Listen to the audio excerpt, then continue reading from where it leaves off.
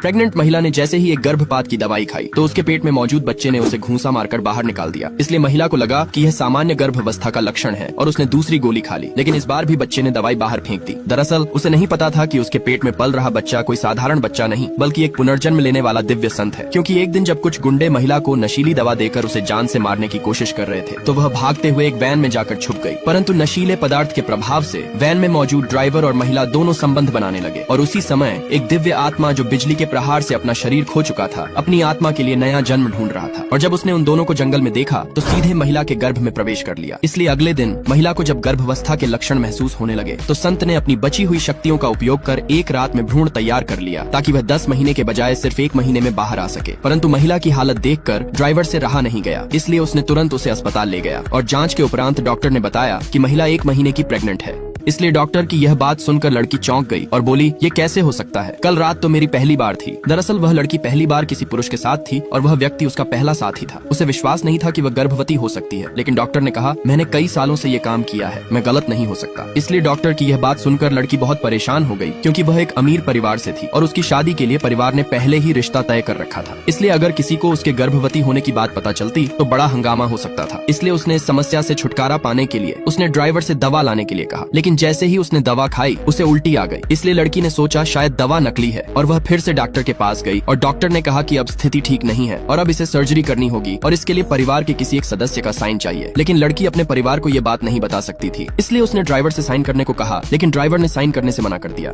इसलिए लड़की ने उसे कहा, अगर तुम साइन करोगे तो मैं तुम्हें 2 लाख रुपए दूंगी और इसके बाद जो भी होगा वह तुम्हारी जिम्मेदारी नहीं होगी। इसलिए ड्राइवर साइन करने के लिए मान जाता है, परंतु जैसे ही वह साइन करने जाता है तो लड़की के पेट में पल रहा बच्चा बोलने लगा कि मत करो ऐसा, मैं तुम्हारा बच्चा हूँ। यह सुनकर ड्राइवर हैरान हो गया और इधर उधर देखने लगा, लेकिन बच्चा बोला, मैं स्वर्ग से आया हुआ एक दिव्य संत हूँ और अब मैं तुम्हारा बच्चा हूँ, इसलिए मुझे बचा लो, मैं तुम्हें अमीर बना दूंगा। लेकिन ड्राइवर बच्चे की आवाज सुनकर अभी भी कंफ्यूज था, इसलिए जब उसने महिला के पेट की तरफ देखा तो उसे महसूस हुआ कि बच्चा सच कह रहा है। परंतु लड़की को लगा कि ड्राइवर बहाने बना रहा है, इसलिए उसने गुस्से में उसे एक थापड़ जड़ दिया। लेकिन ड्राइवर पूरी तरह से कंफ्यूज था, उसे समझ नहीं आ रहा था कि एक दिन में बच्चा कैसे बोल सकता है, लेकिन स्वर्गीय शक्तियों के कारण वह बच्चा सिर्फ 3 दिन में जन्म लेने वाला था।